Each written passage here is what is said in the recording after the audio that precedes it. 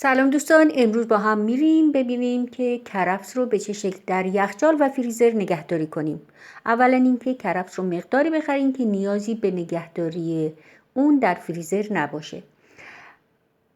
برای نگهداری در یخچال برگ‌های اونو بزنین و بدون اینکه اونو بشورین داخل فویل آلومینیومی بپیچین و اونو داخل یخچال نگهداری کنین.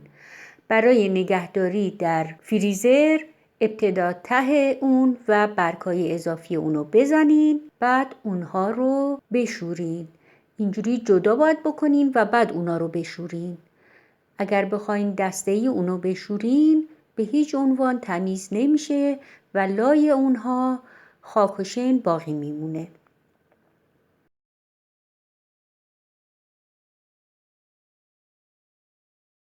کرفس رو که شامل برگ‌های سالم و ساقه کرفس هست کامل و تمیز شستم و ضد عفونی کردم و حالا بعد از اینکه کامل آب برگ‌ها رفته میخوام اونها رو خرد کنم. من از خرد شده یه برگ کرفس برای داخل کوکو، آش، سوپ و هر نوع غذایی که نیاز به سبزی باشه استفاده میکنم.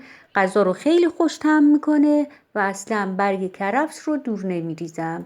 ببینین برای کوکو و غذاهای دیگه اونو خردش میکنم، کاملا خرد، ولی نه جوری که آب بندازه.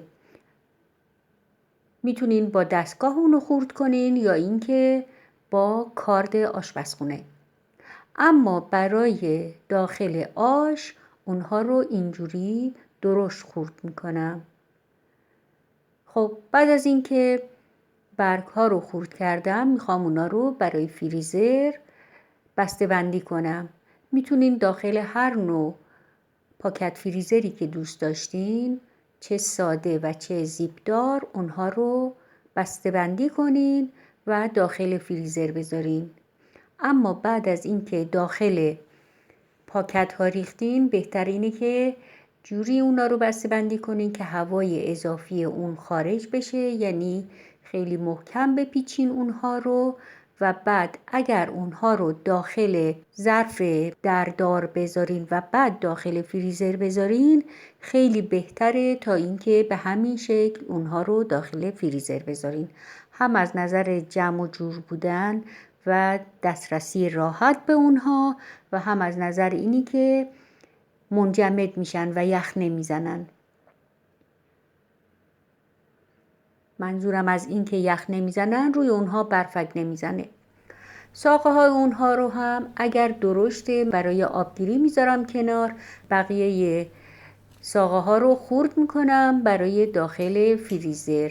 چون کرفس در تمام فصل های سال موجوده تو ایران، بهتر اینه که اونا رو فریز نکنیم. اما من ناچارن برای اینکه هم به شما آموزش بدم هم کرفس زیادی داشتم اونها رو بسته بندی میکنم. بعضی از دوستان وقتی میخوان کرفس رو فریز کنن یا اونو تفتش میدن یا اینکه بلانچش میکنن. اما فکر میکنم به همین طریقه خام اونو فریزش کنیم نه رنگش تغییر میکنه و نه شکلش تغییر میکنه.